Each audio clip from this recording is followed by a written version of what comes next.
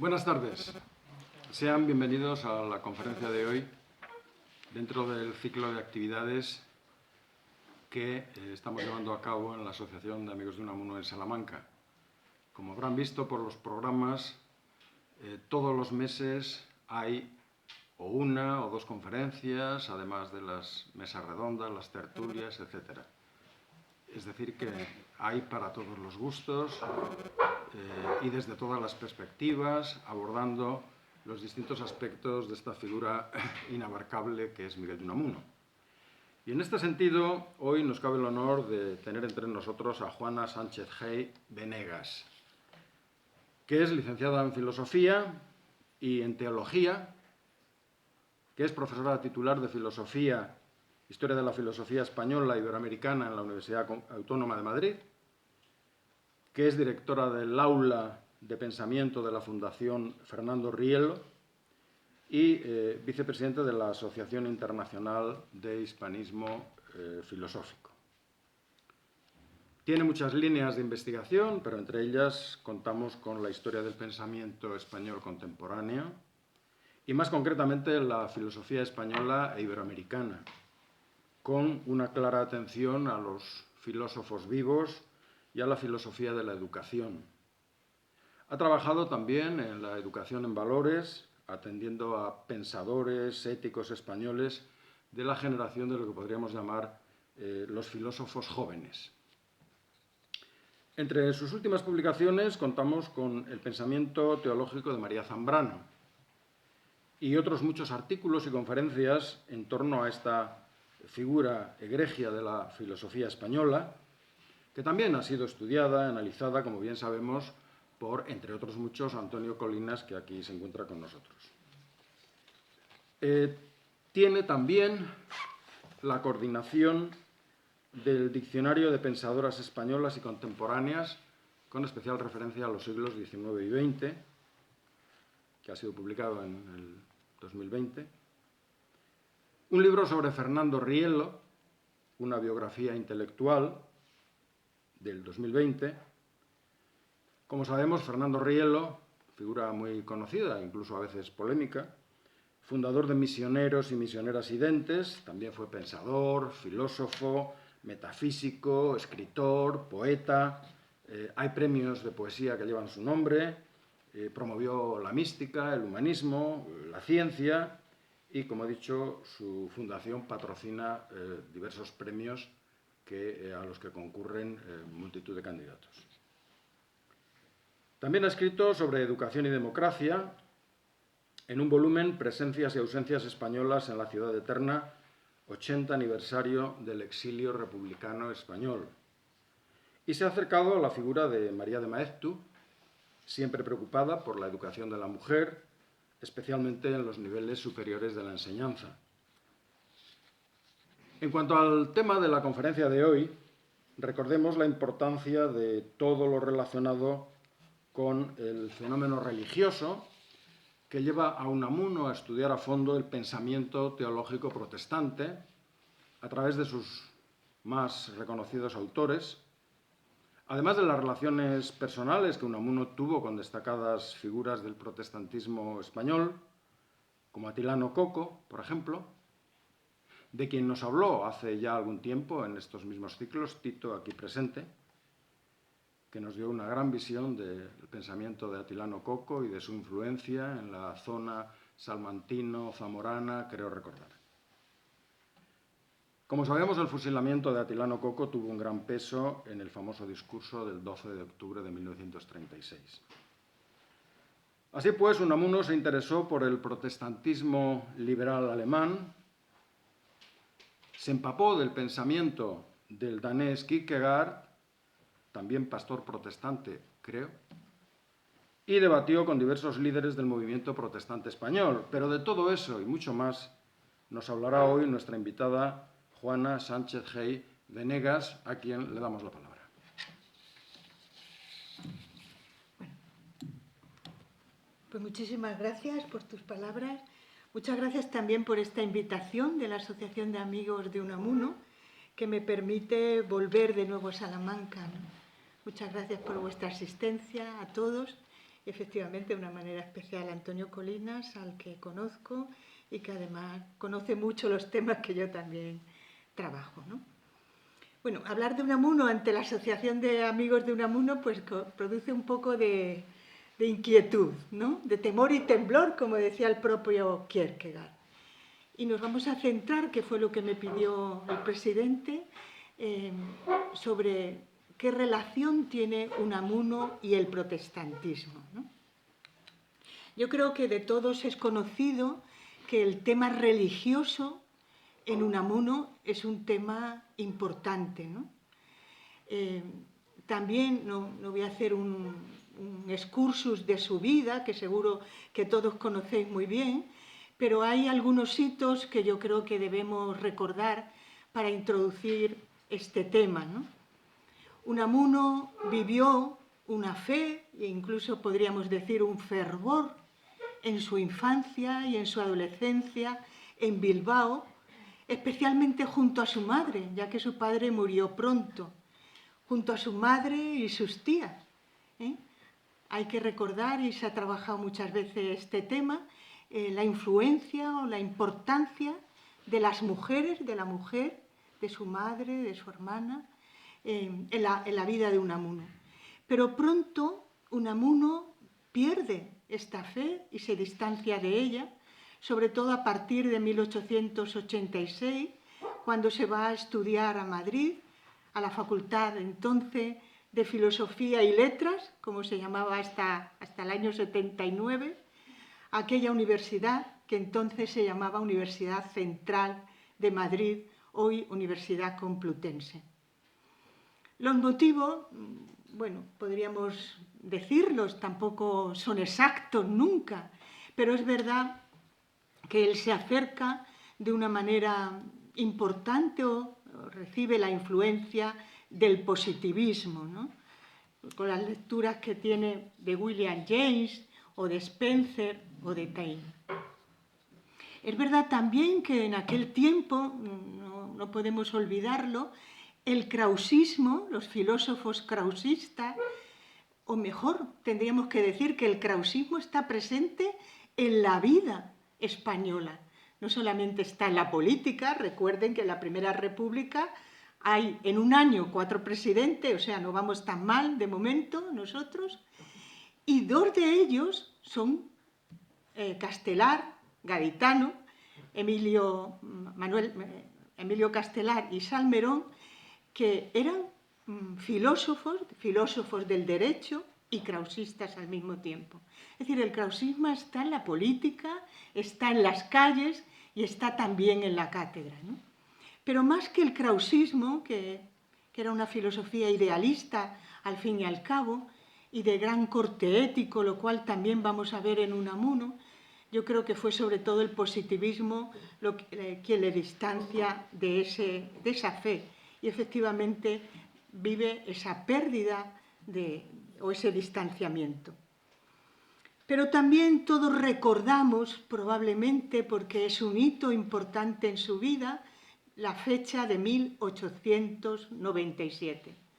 Unamuno sufre lo que se ha venido a llamar, y yo creo que está muy bien expresarlo así, porque entendemos muy bien esa trayectoria, la crisis espiritual de Unamuno. Ya que has recordado a Tilano Coco, y a mí me ha venido la película, ¿no?, de Amenábar, pues todo el mundo recuerda, pues en la película también sale, ¿no?, aquellos días que él pasa en Alcalá de Henares, viviendo bajo esa crisis espiritual, que provoca en el propio Unamuno de nuevo un giro en su vida. A partir de entonces, a mí me parece que el tema religioso se hace vital y se hace central en su pensamiento.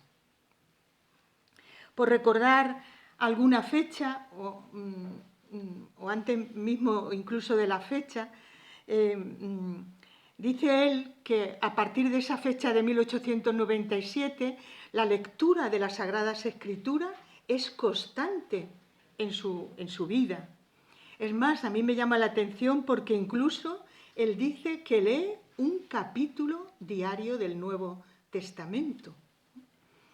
Hace muy poco, hace unos años, yo creo que fue muy poco, aunque a uno ya le parece que todo fue ayer, me acuerdo que por las Ursulinas se expuso una exposición de Biblia. Yo casualmente estaba en Salamanca y la visité, ¿no? ¿Qué Biblia leía Unamuno? No leyó la Biblia del padre Escío, que era una traducción completa y ortodoxa desde 1790, sino la Biblia que leyó, que estaba allí en aquella exposición, era la de Cipriano Valera, un monje jerónimo y humanista, pero que sospechoso a la ortodoxia, porque desde 1667 estaba en el índice. Es la Biblia que se conoce como la Biblia del Cántaro.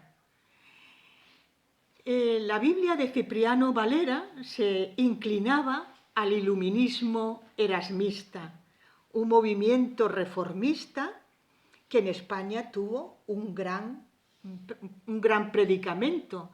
Muchos de vosotros recordaréis la gran obra del humanista francés Marcel Batellón, El erasmismo en España, ¿no?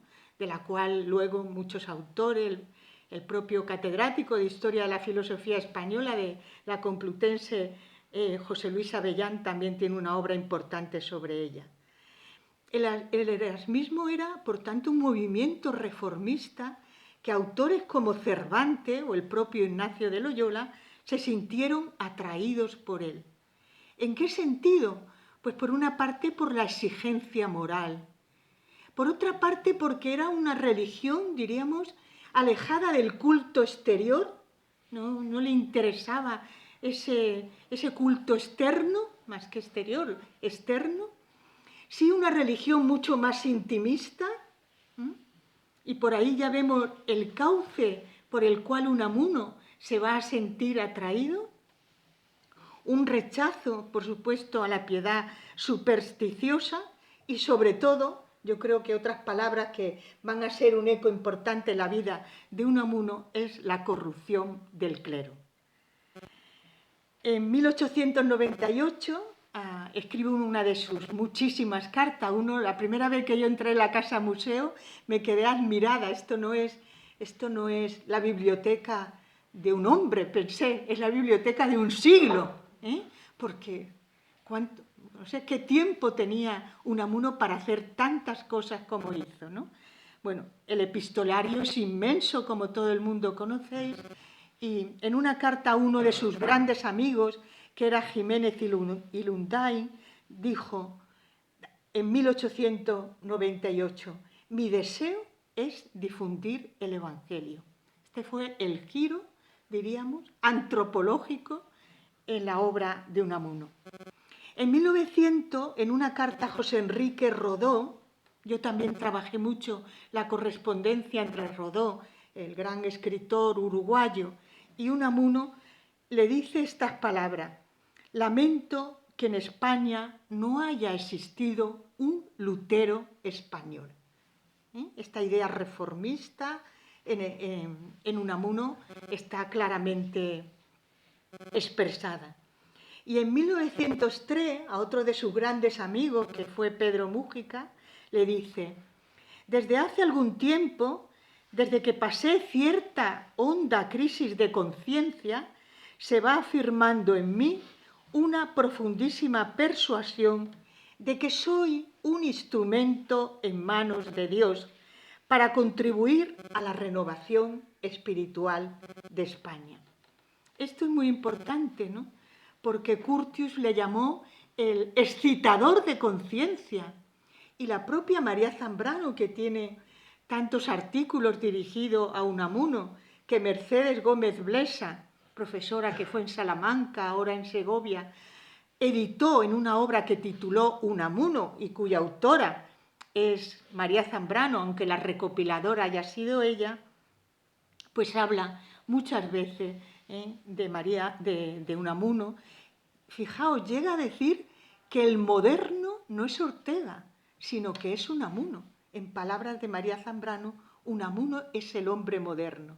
Y moderno en toda esta renovación y sobre todo esa renovación espiritual o con las palabras que hemos dicho antes del reformismo, íntima, interiorizada, etc. Es cierto que a partir de esta crisis Unamuno cambia, ¿no? Sus obras ahondan en estas cuestiones. Voy a citar algunas de sus obras, ¿no? Fuera credo, fíjense el título, ¿no?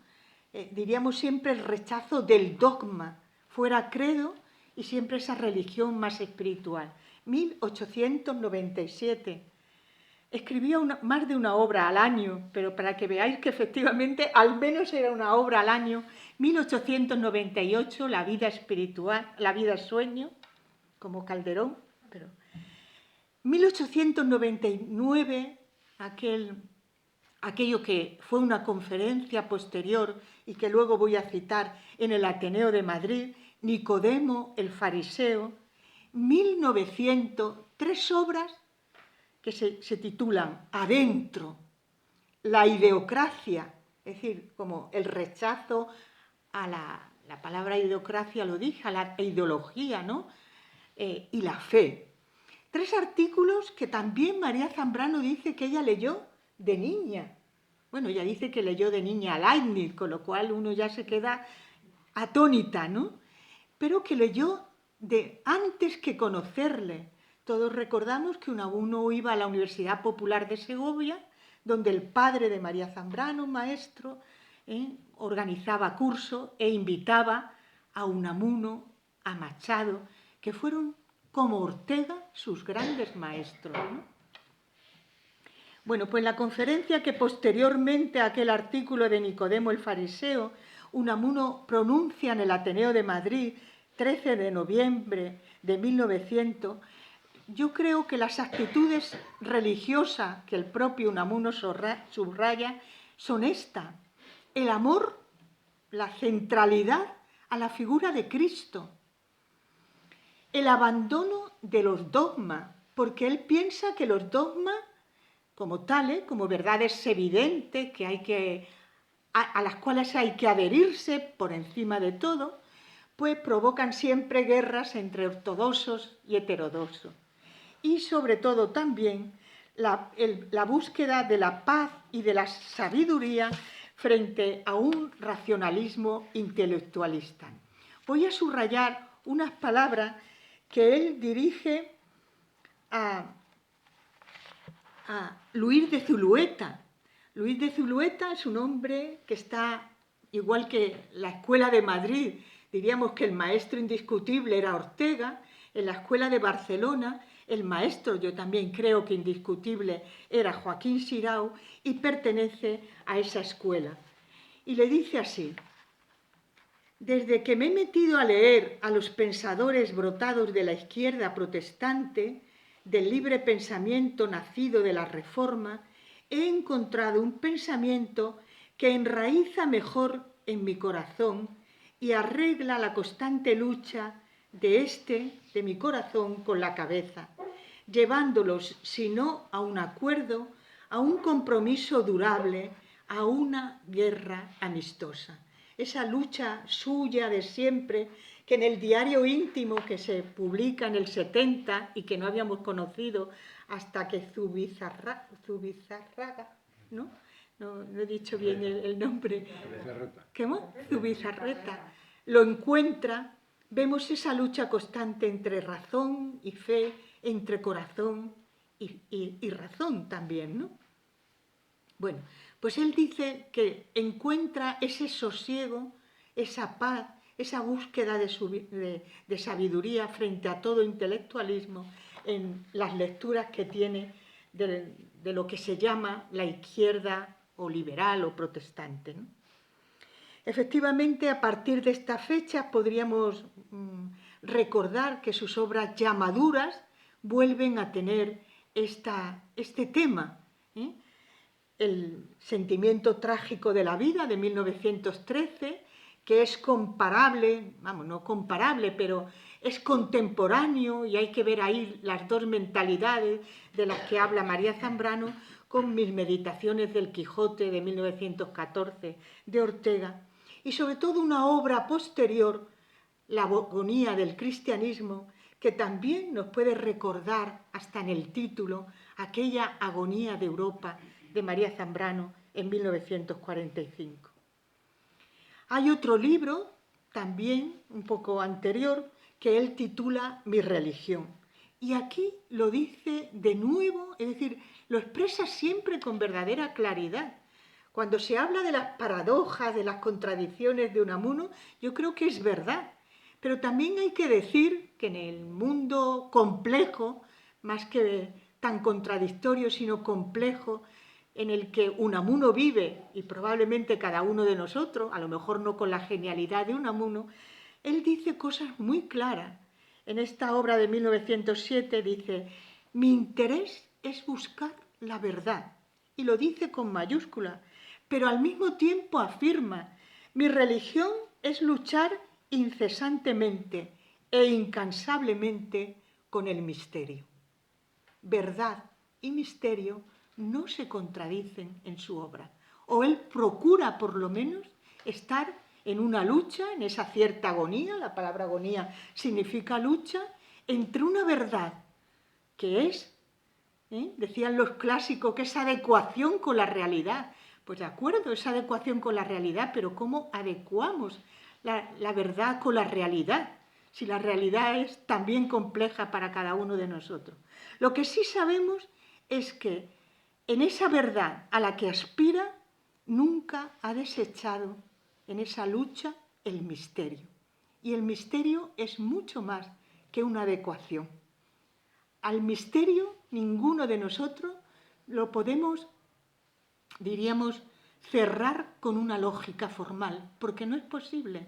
Es lo que nos sobrepasa, lo que nos abruma, como decía el propio Rudolf Otto, lo que nos sorprende, también lo que nos toca, también lo que nos cambia, ¿no? Él, en esta obra de Mi religión, yo hablo un poco en síntesis, lo que viene a afirmar de nuevo, estoy cerca del sentimiento, de la vivencia en el hombre, en ese hombre, como dice en el sentimiento trágico de la vida, que goza, que sufre, que juzga, que piensa, que se duele. Lo que quiere estar cuando se acerca al sentimiento es alejarse de todo intelectualismo y también de toda frivolidad que no responda a una fe vivida, a un misterio, vamos a decir, vivido y sentido. Sus obras, yo creo que en toda esta época, y pienso que hasta el final, están impregnadas de esta búsqueda, de esta religión que tiene que ser al mismo tiempo viva y escatológica.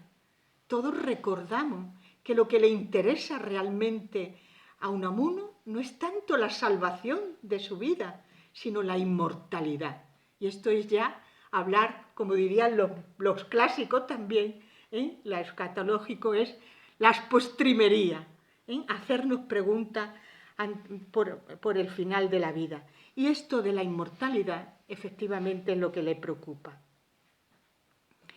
Otra obra que yo creo que viene a recordar todo este acercamiento que él va a hacer posteriormente a las lecturas protestantes sería la vida de Don Quijote y Sancho. También los estudiosos, que hay muchos, han comentado largamente la diferencia que hay entre Unamuno y Ortega. Ortega se acerca a la obra de Cervantes para conocer a Cervantes, pero es verdad que Unamuno cuando se acerca a la obra de Cervantes es para centrarse en Don Quijote. Y Don Quijote es un pretexto, como para tantos, cuando se habla de una obra clásica, para defender una vivencia sincera.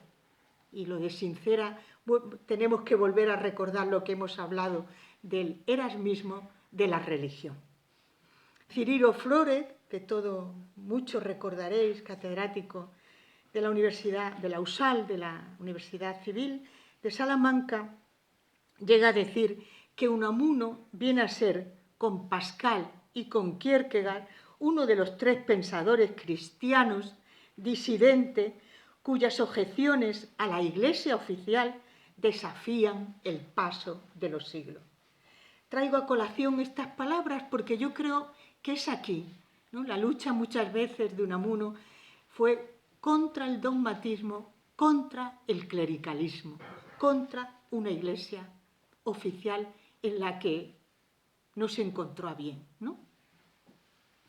Por tanto, tras estas palabras la pregunta sería ¿qué concepción o qué le interesó o qué le llevó realmente al protestantismo? Yo creo que las lecturas de protestantes, que diríamos los criterios en los que se fijó fundamentalmente fue el libre examen exegético, una exégesis en la que no había una ortodoxia a la que tenía que adherirse, la libre conciencia, esto es realmente importante, la ausencia de mediaciones y la fe como pura gracia. El interés, diríamos, de Unamuno por esa religión íntima le hace también seguidor de la mística española de los siglos XVI. Y todo ese periodo de 1897 que venimos relatando a 1907, que hemos más o menos en donde hemos citado las obras anteriores, están impregnadas de esa vivencia. En otra carta a Rodot dice: yo me siento protestante. En lo más íntimo del protestantismo, Harnack, Ries, Hermann me han convencido de ello. Y yo se lo repito, me siento con alma de luterano, de puritano o de cuáquero. El ideocratismo latino y su idolatría me repugna. Me repugna su adoración a la forma y su tendencia a tomar la vida como obra de arte y no como algo formidable y serio. Mi alma es luterano. Es decir, empieza diciéndole a Rodó por qué no hay un Lutero español y luego no sé si él se siente, en estas palabras, llega a decir mi alma es luterana. Su filosofía creo que a partir de entonces va acorde siempre con una reflexión acerca de la religión. Se aleja de todas aquellas lecturas positivistas y se va adentrando en eso que él llama, y sobre todo los profesores, que no somos filósofos sino estudiosos de, es un cliché, bueno, es un cliché, pero creo que adecuado, ¿no?, de la razón cordial, de una razón con sentimiento, de una vivencia intuitiva y poética. María Zambrano, uno de los artículos que tiene, hablando de Unamuno, dice que él vive una religión poética, llega a usar esas palabras. Bueno, pues su acercamiento es sobre todo, voy a citar a alguno de a los estudiosos que él sigue, de esa izquierda liberal protestante. Albrecht Ritsch, de 1822 a 1889. Es el maestro de este grupo de la izquierda protestante. En él hay una clara defensa del Evangelio como tal, una fe directa y una fe no derivada de los dogmas. Su reforma religiosa, sin embargo, va unida a un cierto argumento patriótico y nacionalista, que esto no lo sigue Unamuno. Es sobre todo la defensa de la voluntad, lo cual en Unamuno también lo vemos muy claro. Actuar junto a Dios, que es el que... Porque lo que importa es fundar el reino de Dios en la tierra. Es el compromiso con la historia. Y una doctrina de la justificación que viene de Cristo y que nos reconcilia con el Padre. Tan importante es la relación con Dios como la vivencia ética. Habría que recordar que aquellos krausistas, como Salmerón, que hemos señalado, como Castelar, como Fernando de Castro, como Federico de Castro, no eran hombres religiosos, pero les llamaban los santos laicos, porque decían que eran vivos reflejos de la ética, eran éticos vivos. Hay un libro de Victoria Camps hablando de la virtud pública, en el año 1993, hace una crítica de la democracia corrompida de aquellos años, y ella llega a decir que los valores son porque se viven, no porque se piensan, ¿no? Todos sabemos lo que es el mal y lo que es el bien y lo que es la honestidad, pero eso, si no sobra, no basta, porque lo que importa es lo que se vive, ¿no? Pues de aquellos krausistas se decían que eran santos laicos, porque tenían un compromiso ético intachable, ¿no? Impecable. Bueno, pues esta es un poco la postura del que fue maestro de esta izquierda protestante. Le sigue Hermann Wilhelm, 1846-1922. Él fue profesor de grandes teólogos contemporáneos en torno al Concilio Vaticano II, Bultmann y Barth. Escribe El comercio del cristiano con Dios, 1886, una crítica, ¿no? Dios no es un comercio con él, ¿no? Y Dios tampoco es una oficina de reclamaciones, ¿no? Porque lo que subraya es una teología del sentimiento, de nuevo ese mundo vivencial. Defiende que Cristo es un modelo ético, pero en el que él siempre prima pues, la inmanencia, no la trascendencia. Frente a la ciencia intenta mostrar un cristianismo que perfeccione el mundo interior. Y Harnack, 1851-1930, que es discípulo de Wilhelm, que escribió Historia de los dogmas, una obra que le lleva de 1886 a 1890, y por las cartas de Unamuno sabemos que dedicó mucho tiempo a leer por completo esta historia.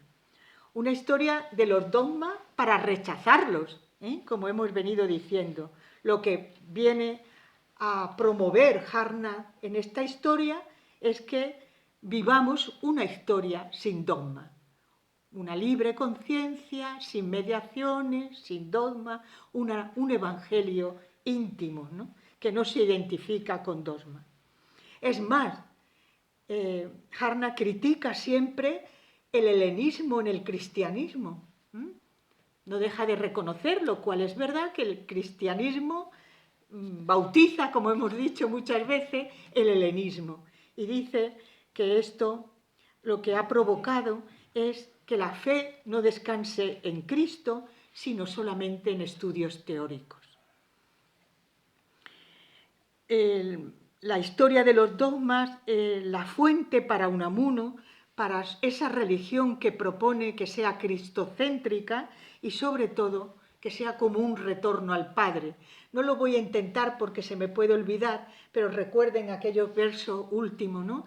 Vuélveme niño para volver a entrar en tu seno, ¿no? Que me he hecho grande y ya no puedo entrar, ¿no? Ese retorno. Cristo es el centro, pero les reconcilia con el Padre. Diríamos que a Unamuno lo que le estorba es fundamentalmente ese dogmatismo y, por supuesto, también el clericalismo. El dogmatismo lo refiere siempre a un mero historicismo, ¿no? Le interesa, por lo tanto, esa crítica de Harnack a la helenización de una fe, que viene de una teoría pagana, que en el fondo no es más que gnosticismo. Recuerden que a María Zambrano se le llama gnóstica y ella también en una carta, no me acuerdo exactamente a quién, le dice, me llaman gnóstica, pero yo no soy gnóstica. Y fíjense cómo responde, a los gnósticos les falta caridad. Es decir, exceso de teoría, exceso, interpreto yo, de racionalismo, y les falta el amor, en donde ella se siente como Unamuno, se siente bien. Bueno, ¿cuál es, pues, y con esto acabo, la propuesta de Unamuno? Efectivamente, esta teoría esta teología liberal en Alemania, que es historicista, que es ilustrada, que es una exégesis bíblica desacralizada, contraria a los dogmas, desposeyendo a la Biblia de ese carácter sagrado, le entusiasma, pero al mismo tiempo diríamos que lo que recoge de ella fundamentalmente no son estas características que hemos dicho, porque a Unamuno le interesa el misterio, lo sagrado le interesa aunque no lo comprenda, a Unamuno el exceso de historicismo tampoco le fascina, pero sí la libertad de conciencia. Yo en esto sí que estoy con María Zambrano, que es una religión poética, que es una religión del corazón, en la que él se siente realmente tocado y siente que es un espíritu que debe, como dice María Zambrano, dice, a Ortega le seguían unos cuantos, aunque en España no somos de escuela, que aquí se trabaja la escuela de Salamanca, sino de, como decía un profesor de la Complutense, no somos de constelaciones, sino de estrellas relumbrantes. Ha habido grandes estrellas, pero no han sabido hacer discípulos. Pues decía María Zambrano, a Ortega le seguían unos cuantos, pero con Unamuno la gente enmudecía. Es decir, les tocaba esa religión poética. Creo que esta era la que efectivamente en la que se siente bien Unamuno. Es cierto que llamó a Kierkegaard su alma gemela, y lo es probablemente, pienso yo, porque lo que Kierkegaard viene a exponernos, efectivamente era hijo de un pastor protestante, ¿no?, pietista, como Kant, es una teología del espíritu. El propio Cirilo Flores en una obra que escribió, creo que en el 2004, en Tecno, antología de Miguel de Unamuno, dice, como Kierkegaard, Unamuno acepta o admite o entiende que la antropología, que el ser humano es de cuerpo, de espíritu. Nunca una razón abstracta, sino una razón interior. Recuerden que Kierkegaard expone que los seres humanos somos de tres idiosincrasia, de tres caracteres. Un ser, decía él, estético, que nos quedamos en esa piel, esa frivolidad de la que Unamuno huye, nos quedamos solo en las superficies de las cosas. El Don Juan es un amor de seducción, pero nada más. Pero hay otro nivel, ¿no?, que son aquellos que pasan del nivel estético al ético, ¿no?, decía Kierkegaard, en la que ya no hay solamente seducción, sino que hay compromiso. Recuerden que el propio Kierkegaard le cuesta el compromiso. Y hay otra, que es el hombre místico, ese hombre del espíritu en el que Kierkegaard se siente seducido y en el que Unamuno pienso que también. Una antropología, pues, que nace de la conciencia y que la religión viene después. El credo, que ya veis que critica, si tiene que haberlo, es después. Es un credo que tiene que ser posterior a esa conciencia. En una carta a Jiménez y Lundain vuelve a decir, a su carta última contestaré con mi próximo libro, El Tratado del Amor de Dios. Recuerden que es el título primero de lo que luego va a ser del sentimiento trágico de la vida. Y dice así, cada día me siento más cristiano, más creyente en la otra vida y menos positivista, o como usted quiera llamarlo. Y no quiero decirle lo que me parece eso de juzgar como flaqueza de mi espíritu el creer en el Dios personal del cristianismo y en la otra vida. En 1900 dice aquella frase tan bonita, a mí por lo menos me parece preciosa, la fe crea, es decir, creer es crear, algo que luego se une también al propio Galdós, pero no entremos en eso. Su aprecio por la religión fue el aprecio por un sentimiento escatológico, una vida eterna como meta de toda vida humana, en donde, vuelvo a decir, no es tanto su salvación personal, sino vivir de una forma inmortal. Pero es cierto que el protestantismo le interesó por muchas de las cosas que hemos dicho y sobre todo porque reconocía en el protestantismo un mayor diálogo, una ausencia de dogma que en el catolicismo, al menos de su época, efectivamente, pienso yo, no encontró. Muchísimas gracias por vuestra atención.